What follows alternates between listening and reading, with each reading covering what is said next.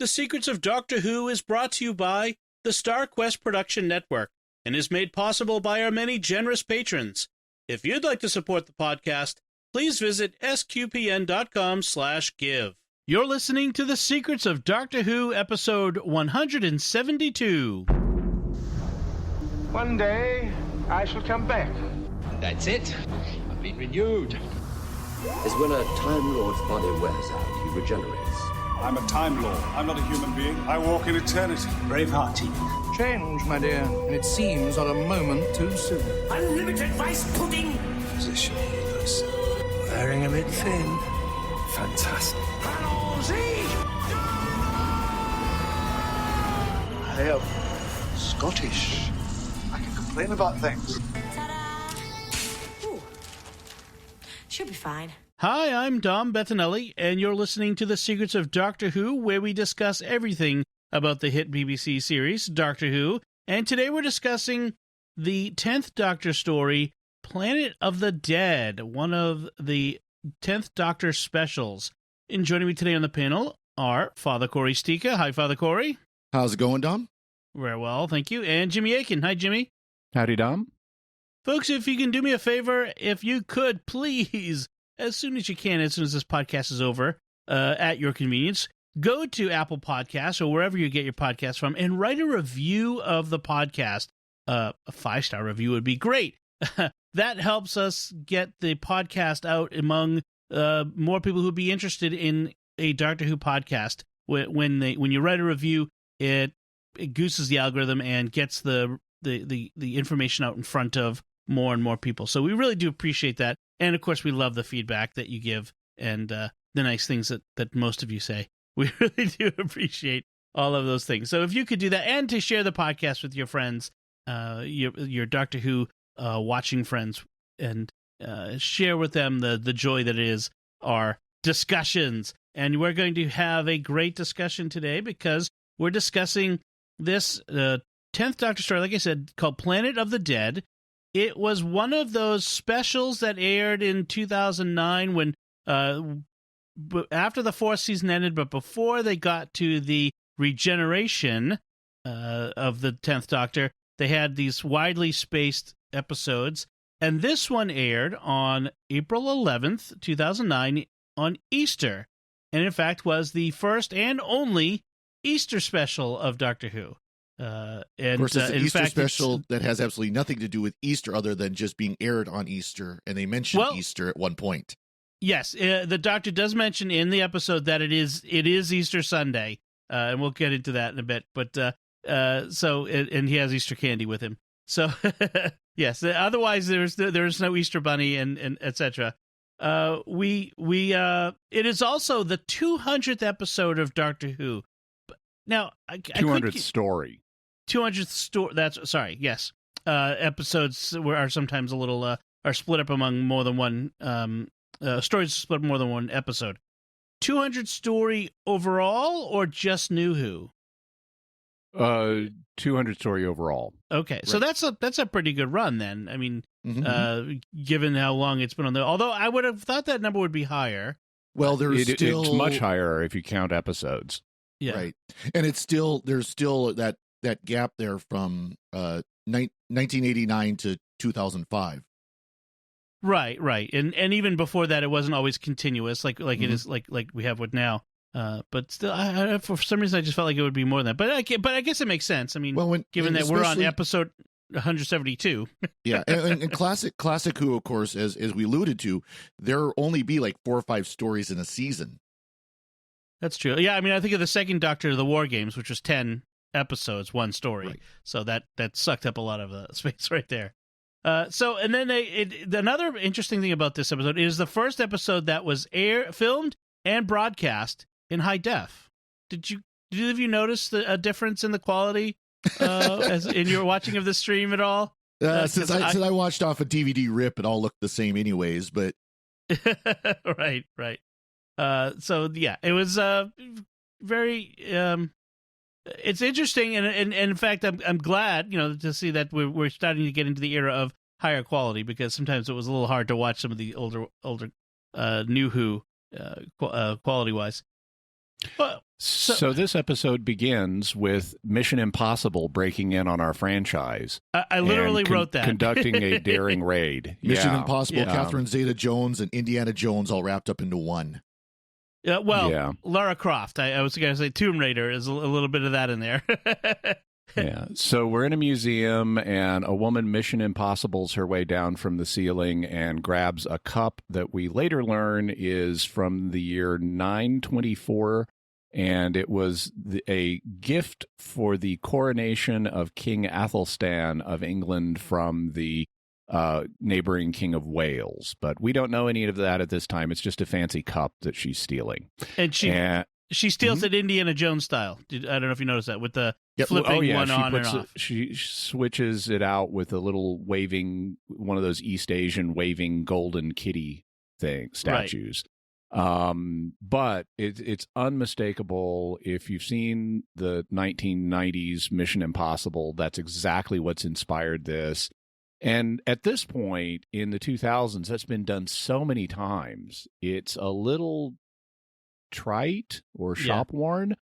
The only good, we've seen the people dangling from ropes around security things to steal stuff before now. Mm-hmm. And it's hard to think of anything new to do with that. The best I've seen was in the very brief late 90s series, The Lone Gunman, that was a spinoff of the X-Files, where they parodied it.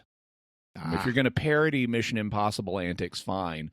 But just reduplicating them for us on TV is not exciting. This is part of one of my, I've talked about it before, but it's one of my least favorite things on TV. Car chases, action sequences, gun battles, sex scenes, all of those mean nothing much is going to happen in the plot right now. Right. Well, actually, there's a new show that came out last year called Blood and Treasure, which is fairly... I'm going to say it's not the highest quality production. It is filmed on location in Rome, in Italy, which is really nice, and Morocco, and so that's kind of nice. But one of the things they do is they consciously recognize how much they're going to be compared to Indiana Jones, and actually make reference to that in the episode. So at one point they're in Venice, and they're running through Venice chasing bad guys, and they run by that church that is the Crusader Church in Holy Grail. And the guy stops, looks, and then you hear the faint strains of the Indiana Jones theme, and he kind of smiles and then runs on. So a little bit of recognition there. So I'm good with homages, but this is But as you said, this is a little. This was almost. It wasn't even Mission Impossible. I don't know. There was actually a movie by Catherine Zeta-Jones and Sean Connery called Entrapment. Oh yeah, and this was almost a direct rip from that. Right. There's a scene where Catherine Zeta-Jones is dropping from the ceiling to steal something, and et cetera, et cetera. At least we didn't have her going through sleekly going through the lasers. Exactly. And so I probably already signaled a bit of my attitude towards this episode. This is the least interesting of all the David Tennant specials. Right. Agreed. And part of what makes it least interesting is it's got this action lady in it who we later learn her name is Lady Christina de Souza. And she's got long dark hair and a tight leather outfit, and she looks like a cross between Amanda Pays and that lady from Torchwood. Right. But she's meant to be like this super aristocratic jewel thief type criminal, kind of like the Pink Lara Panther Croft. in the original Pink Panther series. She's totally a ripoff of Lara Croft. I mean, the Tomb Raider. Yeah, but she's also meant to be the one-off assistant or one-off companion for the Doctor in this episode, and she's the least interesting of all of the one-off companions. She's less interesting than Astrid Peth. She's less interesting than Donna Noble. She's less interesting than Jackson Lake. She's less interesting than Adelaide Brooke. She's less interesting than Wilfred Mott. She's less interesting than Craig Owens, and she's less interesting than Nardole. Yeah. But they try to build her up as if she's this super wicked, awesome, almost equal to the Doctor companion. I'm gonna disagree just because I kind of thought she was interesting. I thought there was aspects to her, to the fact that she was the equal to the Doctor in some ways. Like, so often they have a Rose or a Donna who is sort of not as worldly wise, not as knowledgeable, and or even Astrid Path and some others who don't quite measure up to the Doctor, whereas this one could have, we only get the one episode, but she could have been much more of a equal in the knowledge of the world, of cleverness, and that sort of stuff than we ever had with any of the other companions. I guess she was, I kind of almost lean more towards Jimmy. I felt like she was an unintentional parody of Super Doctor we've been having during the David Tennant era, where he's, the self-confident, swaggering, was it victorious Time Lord, that kind of personality. But doesn't she kind of, okay. But that's part of why I don't like her is it's not that I don't mind someone who is an equal to the Doctor or roughly equal to the Doctor. I love the second Doctor's companion, Zoe, who would show him up on occasion and she's from the future, so she has extensive knowledge of science and stuff. I like that. What I don't like is people bragging about their abilities, which is what she's doing. We don't get her just being super competent. We get her talking about how super competent she is, and it's a trait I've seen referred to elsewhere as informed attributes, where rather than showing us a character's attributes, they feel the need to use dialogue to inform us about how super cool this is and we're the best team ever and stuff like that. I suppose. I mean, I think I saw some of her doing some of that. I think she is not quite as good as River Song. Like, River Song is really what Lady Christina could have been realized. Agreed. River's much more complex, much more interesting, more clever in the dialogue, all that sort of stuff, where Lady Christina wasn't quite any of those things. But I think the obvious comparison, like Jimmy's saying, is a lot of times River Song would just do it and then make some smart aleck comment versus talking about how great she is and then do it. Right. There were a couple moments where I found her kind of annoying in her attitude here. Yeah, I get that. So we see her personality. They kind of show us her personality right off the bat. Her accomplice gets captured while she's escaping from the museum, and she just abandons him. So we establish her sort of mercenary personality, me first. And then she climbs aboard a bus in her escape, one of the London double-decker buses, during her escape from the cops.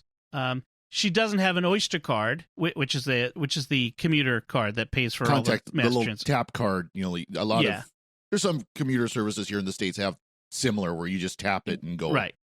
And she doesn't even really know what one is, which establishing that she's a out of touch aristocrat. And then bribes the driver with her diamond earrings to let her on. Again, just it's sort of establishing she's a bit out of touch. She's an aristocrat. She's mercenary, etc. And then we have the Doctor who boards the bus at the last second as well, and ends up using his psychic paper as his Oyster card to get on board. And so we have the bus is the 200 bus because it's the 200th episode. So there's a little Easter egg there. Because it's Easter. And then the Doctor sits next to Christina and babbles on about not often being able to be there on Easter because he can't ever find it because it changes dates all the time. Because it's a movable feast. We feel your pain, Doctor. Those of us who are priests trying to figure out now, when is Easter this year? When is Ash Wednesday? Yeah. Yes. And he does say, though, of course, I remember the original. Yes. And then, which is a nice touch, but then they've got to mess it up because he then says, between you and me, what really happened, and he gets cut off. Right. Implying that something happened at the real Easter that isn't what people think. Right. It's like, just leave the real Easter alone, okay? Yeah, you're treading on some thin ice there, Russell T. Davies. You got to be careful there. Which is why they cut it off at exactly there without trying to be really stupid and try to say something.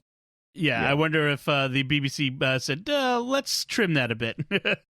No sense getting people all upset. No, they do it. They're just trying to be edgy. Yes, because that's what Doctor Who needs. And so he's interrupted by his gizmo beeping and hands her his chocolate bunny that he's been eating because it's Easter and tells her he's tracking rhodium particles, or rondium or rhodium? I forget. I wrote rhodium. The TARDIS wiki says rondium. I don't. I thought it remember. sounded like know. rondium, but Yeah. Probably the fake thing as opposed to the real thing. Yeah. The bus is chased into a tunnel by the police, and a woman on the bus, we later find her name is Carmen, she starts hearing voices, and the bus is then transported through some sort of dimensional rift. We find out some sort of wormhole to a desert planet where it is heavily damaged. Interesting note, they filmed the desert scenes in Dubai on location. They shipped the bus to Dubai, and it was damaged in transit, and so they incorporated that damage into the script. So all that damage you saw in it, it was supposed to be pristine instead of had the top crushed and everything. Yeah, the top of it looks all crunched and destroyed. But in reality, it wasn't supposed to be. But they just made it that way. It was a rough ride through the wormhole. So I thought that was an interesting bit there. Nice recovery. And then, yeah. Also on the desert planet, we see a screen, we don't know where, and an alien is chittering and pointing at the screen, watching the bus. Yes. And the lady, Carmen, says the voices are the dead and they're surrounding us. Yep. And the doctor goes outside and tastes the sand and immediately has a bad reaction to it. Something's wrong about the taste of this sand, but he won't tell anybody what it is. He knows. Yeah. Yeah. Also, the passengers on the bus, because the doctor had a weird mechanical device just before they went through the wormhole, they start to blame the doctor for maybe he's the one that brought us here. And the doctor says, humans on buses, always blaming me. And that's a hanging the lantern for the fact we've been in this situation with the doctor on a bus, trapped with people very recently. That was the episode Midnight. Yep. And so that's their way of hanging a lantern on the fact we've just seen this story recently. The problem is Midnight is one of the best stories ever, and this ain't. So it doesn't hold up in comparison. Well, in fact, it's almost too much like Midnight, that same sort of story. Not only is Midnight a better plot, but the characters we get to know on the bus in Midnight are much more vividly drawn than these people. Right. Yeah. Well, I was gonna say, like, you talk about Carmen, she's literally the stereotypical in every movie Jamaican sensitive woman, where she's sensitive to something beyond, and she's just an absolute stereotype of it. Yeah, that's true. We're told that she has her husband who's with her on the bus says that she has a sixth sense. She could see the future. No, they have not hit the $1 million lottery, but she hits for $10 twice a week, every week. That's sort of a low grade psychic, I guess. But so she's she knows something brought she's them got there. low grade psychic abilities, and that's right. Cool and useful for us. Yeah. So speaking of the other people on the bus, there's this one other fellow that people viewing this now might recognize, might say, who is that guy? So there's a young black man named Barkley, who's played by the actor Daniel Kaluuya. I'm not sure I'm pronouncing it right, but you may recognize him from the Black Mirror episode 15 Million Demerits, as well as the movie Black Panther, where he played W'Kabi. He's the Black Panther's friend who sort of betrays him. Spoilers. And from the very popular horror movie Get Out, where he was the main character. So his career eventually takes off after this Doctor Who episode. But I just thought I'm like, again, another one of those, where have I seen that guy? He's very distinctive appearance. I do like also the fact that the Doctor sonics some glasses that he has on him to turn them into dark sunglasses. So we have the sonic sunglasses show up. But not quite sonic sunglasses. Not quite. But it's a first appearance. Almost. The Doctor has realized that they came through a door, and that there's a doorway there, and the bus driver... there's an invisible wormhole behind the bus. Right. And so he throws some sand through it, and the wormhole temporarily becomes visible. Right. And so the bus driver decides, okay, let's go back. And the Doctor hardly tries to stop him. I know. It's a flaw in the direction. The Doctor tries to stop him, but he's like too slow and apathetic. And the reason for that is so that the guy makes it to the wormhole and gets fried and becomes a skeleton, and the skeleton falls through. Right. Yeah, it was really please don't go. Don't do it. I can't evolve any more energy than that. I'm fine. Right. Yeah, it's then we get that scene of the bones falling through back in London, and so we have the stakes are really high at this point. And so the message is for the plot is humans unshielded cannot go through the wormhole. They have to get back in the bus. And the bus has to go. Shield them, but the bus is now non-functional and stuck in the sand. Right. We have a 5-ton bus stuck in the sand. The engine doesn't run. It's full of sand. The tires are sunk in. They try to put stuff under the tires. That's not working. The bus can't start. So, and oh, by the way, there's a storm, quote unquote, coming. There's a storm coming. Yeah. The storm with metal flashing in it. Yeah. Yeah. And they this was so frustrating because they keep trying to start the bus and they run it out of gas. Right. Now, really, you could, unless that thing was running on fumes already, you would not run it out of gas trying to start it a few times. No. But it's like, don't try repeatedly to start it. Wait till you're ready and try to start it then. Yeah, exactly. More accurately, what would have happened is you probably would have killed the battery before you would have ran it out of fuel. Right. Yeah. Or they punctured the tank coming through. Give me a line of dialogue that explains it. Not, look at this wet spot in the fuel. Look at this wet spot in the sand. What's that? Oh, that's diesel. Yes. So in a bit of a turnaround, the Doctor usually would take control and command of things, but Lady Christina takes command, and she appoints herself the leader and starts assigning jobs to people. And she's not a really great leader. She's got them back on the bus, and we have a cut in time, and she's suddenly explaining 0.5 of her rule system. and so we've missed rules 1 through 4, and she then gets up to, I think, 7 before the Doctor interrupts her and calls off this nonsense. But her opening act as leader is to start reading a bunch of rules to people. Right. That, and then when they want to dig out the wheels, they're like, "Oh, we don't have shovels." She pulls out a shovel and an axe from her backpack, which she happened to have in there because that's useful for when you're that backpack's about like the museum. Doctor's coat. It's bigger on the inside than on the outside. Yes, she has a TARDIS backpack. The Doctor goes for a walk and takes Christina with him. They have some banter. She knows there's more to him than meets the eye. She's a match for him in many ways. She says, let's just say we're 2 equal mysteries. And I'm saying, no, not buying it. Nope. Well, and then he says Allons-y, and she responds in French with the French equivalent of yes, but not if we're headed into a nightmare. You speak French. She's very cosmopolitan. And this is when they see the storm coming on the horizon, literally and figuratively.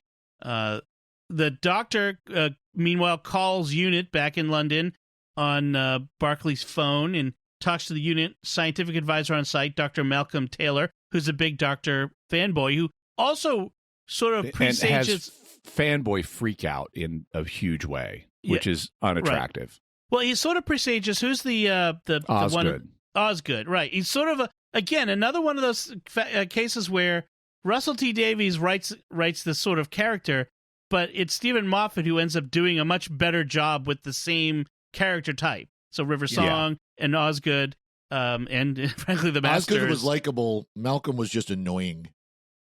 Yeah. I never looked up where I've seen Malcolm before, but I've seen that guy basically playing the same character somewhere else.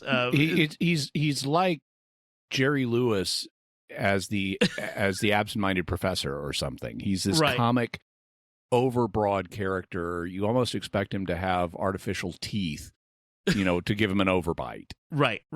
He's a sort of absent-minded professor type. Malcolm does say, I like this part. He does say, "I've read all your files," and the Doctor goes, "Oh, what's your favorite? The giant robot?" Which is the fourth Doctor's one first of the adventure. least favorite. Then we get lots of talk about measuring the wormhole, lots of pseudoscientific babble. Yeah.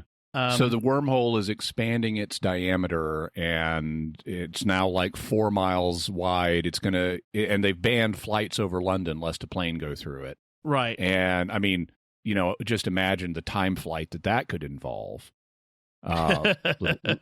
Little joke there for people to another one of the worst episodes of Doctor Who ever. It's eventually going to become 10 miles wide, and so it's obviously becoming a threat to London. So here's the problem. It's not just 4 miles high, it's 4 miles wide. So they ban flights. How do they keep people from walking or driving through it? Yeah. It's vertically oriented to the surface of the Earth, but still, if it's 4 miles wide, you've got to establish a 4 mile long cordon around that thing. Now, the only thing is, I believe it's in a tunnel under the river. So that's the only thing you can think of, is that it's not actually on land. But then why isn't there water going through it? Maybe water evaporates as it goes through it. Who knows? Right. Or but then you wouldn't have planes flying through. I mean, it just doesn't make sense. They hadn't thought it through. So the creature that we saw, the alien hand before, it shows up. It's a humanoid fly who like out of the movie, the original 1960s movie, The Fly. Exactly. 50s movie. Yeah. Takes them that's prisoner. Vincent Price with a fly head on. Right. Or Jeff Goldblum. And the doctor speaks their language to them, since the TARDIS isn't around to translate. So at least they got that bit, right there. The doctor convinces them they're in the same predicament. He fixes their ship, launches one of their probes to go check out the storm, and he also finds out that they're on the other side of the universe from Earth, so that we have some establishing where we are on this planet. The entire planet, including the 100 billion people who were living on it, must have been a crowded planet, have all been turned into sand by these flying metallic stingray sharks. Mm-hmm. It's just the best way I can describe what they look like. Yeah, they look like manta rays or stingrays. Yeah, but they have big teeth-filled mouth, and they have a metallic outer shell, and they're flying as a giant storm around the planet, directly toward the bus and the wormhole. Essentially, there's some sort of natural phenomenon where they come through a wormhole to a planet, consume it entirely, and then turn it into sand, and then fly around the planet Superman style until it creates a wormhole that they then fly through to the next planet. Yeah, that's how their life cycle works. Right. They are essentially a natural phenomenon, apparently. They have to get the MacGuffin, some alien engine crystal thingamabob that's in the alien engine that they're going to use to get the bus going again. And so now Lady Christina has to Mission Impossible that crystal to get it. Now, what the thing I like was that the doctor goes, "Oh, you have communication headpieces here in the engine room. Let's use these to stay in touch." And I'm thinking, those insect heads don't look like they fit those things that fit human ears. Yeah, they just happen to have human-sized earbuds on a spaceship that doesn't have any humans whatsoever. Yeah. You think we'd notice that? What did you there, Russell T. Davies? But yet she has to pull out the Chekhov's flying rig to descend into the gravity well. They call it a gravity well. That's not what a gravity well is. That's not what a gravity well is. It's just this is just a pit. It's a big hole. It's a hole in the ship. It's a tube that goes down. And then it turns out that the creatures that consume the planet made the ship crash in the first place. And one of them is down at the bottom of that shaft and knocked out, and then chases Lady Christina up the shaft. And then it turns out there are others in the ship, too. And so the fly people get eaten, and we see the fly captain get eaten, and then I guess the fly first officer pulls a gun on one of these stingrays, and the doctor says, "No!"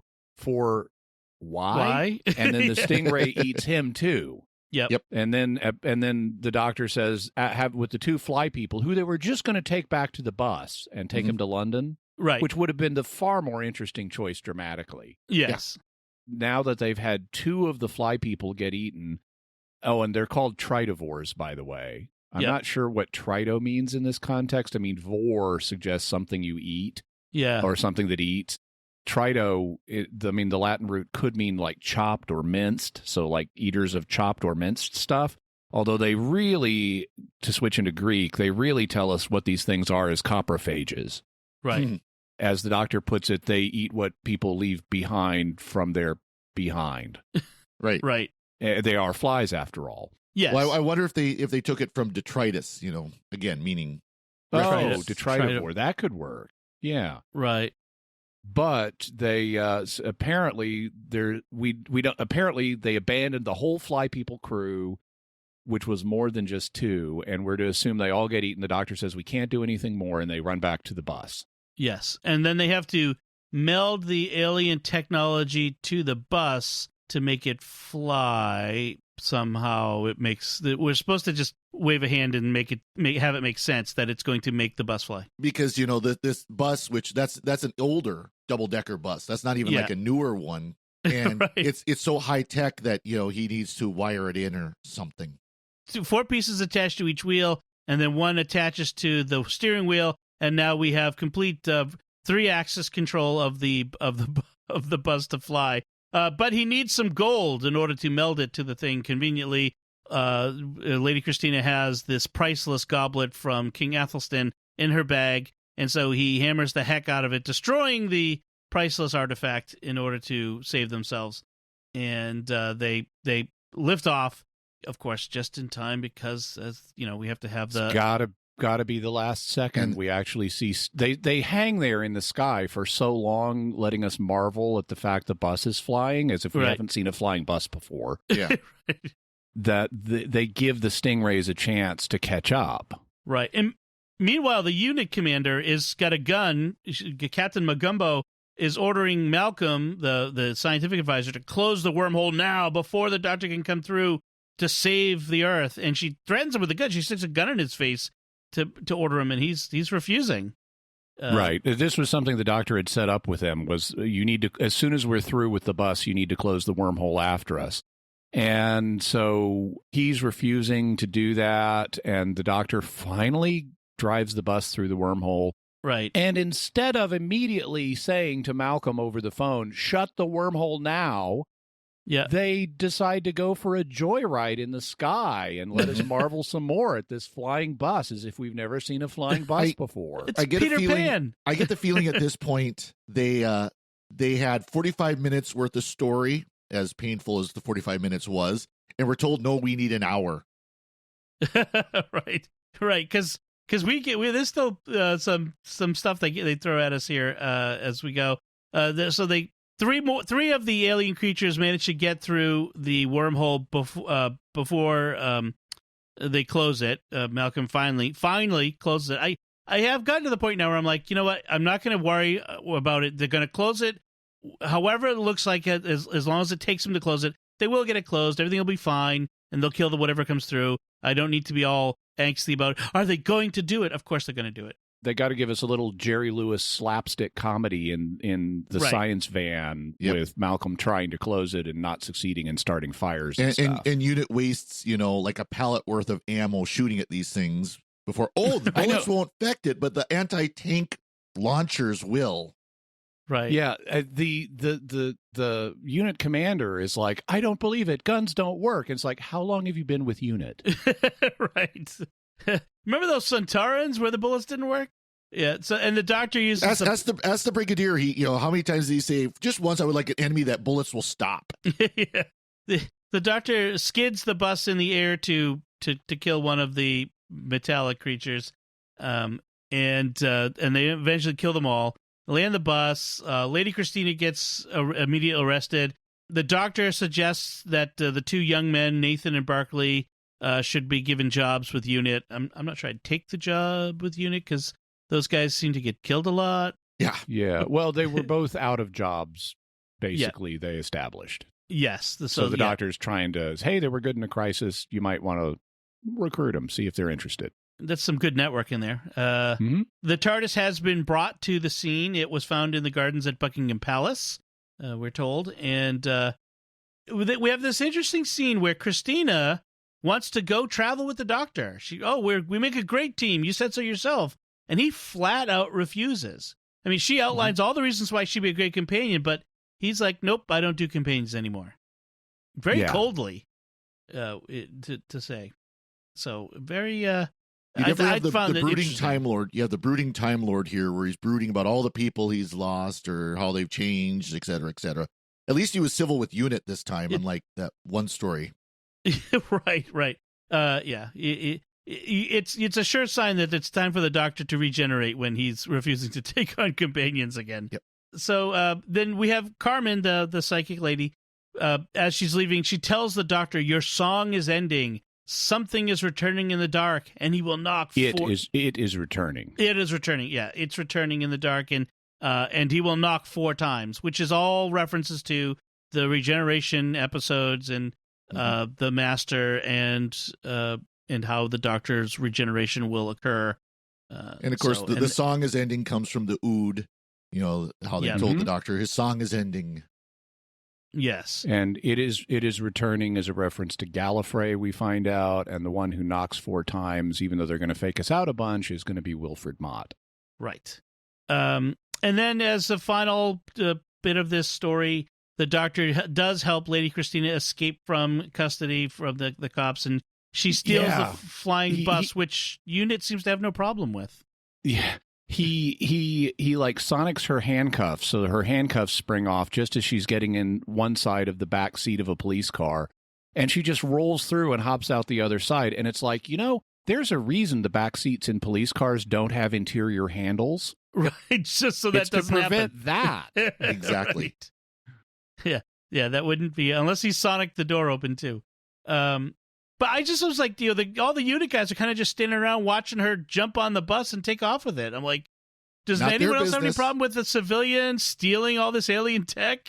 Maybe, but reasons. They didn't get orders, so the police officer who arrested Lady Christina, though, is like really mad at the Doctor, and the Doctor says, "I'll just step inside that police box and arrest myself," which you actually could do back in the day with police boxes.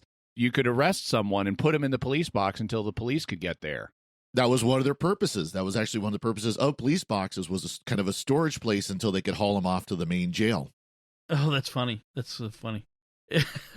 and the Scotland Yard guy doesn't think it twice about there's a police box sitting in the middle of the road over there. That okay. Yep. So then that's where the episode ends. This little romp through the desert, which a high. This was not a cheap episode for them to produce. This is they did location shooting in Dubai. I mean, this was a pretty big deal. 200th episode, and I get what guys are saying. I mean, I don't think this was the greatest episode either. Not the worst either, but no, it does feel like as the 200th story, kind of meh. An Easter special. Yeah, it wasn't all. Water to Mars. It will be a much better story than this one. Yes. And The Last Doctor was a much better story than this one. Right. This one, in comparison, is not as good. Yeah. Okay, so anything left to say about this, Father Corey? Just one quick thing. As the bus is landing, everybody's sitting there applauding, and all I could think of was the Reddit meme where they'll tell a story, and of course they come out the hero of the story, and everybody stands and applauds, which of course is always a sign that it's a fake story. Right. I had a few little notes. There's a nice bit where when Lady Christina realizes the Doctor is a Time Lord and thus an alien, she says, "You look human." And the Doctor looks at her and says, "You look Time Lord." That was nice. I liked that. I don't recall if we mentioned it, but the voices that Carmen kept hearing were the dead from the planet, which is called San Helios, which would mean Holy Sun in a kind of Latin Greek fusion language. Mm-hmm. There's a nice moment where the Doctor is talking to the fly captain as he's saying, "Let's all go back to the bus now," and because the creatures are going to be attacking his ship, so the Doctor's saying, "Let's go back to the bus," and the fly captain chitters something, and the Doctor says, "Don't be so daft. A captain can leave his ship if there's a bus standing by." So the fly people apparently have the captain goes down with his ship ethic. Yep. There was a question that I had in my notes that they actually addressed at the end of the episode, which is, even if they close this wormhole, why can't the creatures just make a new one? And the Doctor, once they get back to Earth, tells the unit commander, of course, they will just make a new wormhole, but I'm going to try to nudge it to uninhabited planets. So that's why they're not just going to come through to Earth at a later time. And then lastly, this is something that Russell T. Davies would not have had in mind at the time, because the War Doctor had not yet been invented. And apparently Russell T. Davies didn't take the recent regeneration fake out where it's like, I'm regenerating, but then I'm still David Tennant. Apparently didn't take that as a real regeneration. But Stephen Moffat did take that as a real regeneration. And then because Christopher Eccleston wouldn't come back for the 50th anniversary special, he had to invent the War Doctor to fill his place. And that meant that Matt Smith's regeneration is the 13th or final life of the Doctor. And that means, in hindsight, based on those later retcons, that when David Tennant's Doctor is told your song is ending, that means you're about to regenerate for the last time. You're going into your last life. Right. And so that was hanging over Matt Smith's Doctor the entire time, even though the writers didn't know it at the time. In hindsight, based on retroactive continuity or retconning, Matt Smith knows he's the last of the Doctors. Okay. Interesting. Another little bit. I was while you were mentioning that, I did take a second to look up the actor who plays Malcolm, Lee Evans, who's a stand-up comedian. This is the last acting gig he did in 2009. He retired in 2014 from. He was known for stand-up, but he retired from entertainment in 2014. If you remember him, you might remember him from Fifth Element. He was in Fifth Element. I think that's where I remember him from. He played a minor character there named Fogg. So just a. Another thing I just thought of, I kind of got a kick out of. They had the aliens had telepathic translators, but it wasn't a two-way like the TARDISes. Yeah, it was just for them to understand the Doctor and Lady. Right, Christine. So we don't have to hear the Doctor chittering the whole episode. Yeah, which is convenient. So the Fifth Element, a whole movie about boron. Who would imagine? Yeah, I mean it was not at all boron. To watch. It's basically Die Hard in space. And so, as we wrap up, a bunch of Bruce Willis fans' heads exploded. We'd like to take a moment to thank our patrons who make it possible for us to create the Secrets of Doctor Who, including John S., Wojciech D., Rebecca S., Gabe S., and James S. Their generous donations at sqpn.com/give make it possible for us to continue the Secrets of Doctor Who and all the shows at StarQuest. You can join them by visiting sqpn.com/give. We'd also like to thank Victor Lambs, who edits the show every week. So that's it from us. What did you think of Planet of the Dead? Let us know by commenting on the show at sqpn.com/Doctor Who or the Secrets of Doctor Who Facebook page, or by an email to doctorwho@sqpn.com. We'll be back next time when we'll be discussing the, I forget which Doctor it is we're on, but the Remembrance of the Daleks? I forgot to write down which one. That's Seventh Doctor. Seventh Doctor, that's right, because we just did the Sixth Doctor. So Seventh Doctor story, Remembrance of the Daleks. Until then, Father Corey Stika, thank you for joining me and sharing the Secrets of Doctor Who. Thank you, Dom. Jimmy Aiken, thank you as well. Thank you, and once again, I'm Dom Bettinelli. Thank you for listening to the Secrets of Doctor Who on StarQuest. And remember, you're called the Doctor? That's not a name, that's a psychological condition. Right. This is going to be fun. And that was a terrible line. Like, what does that even mean?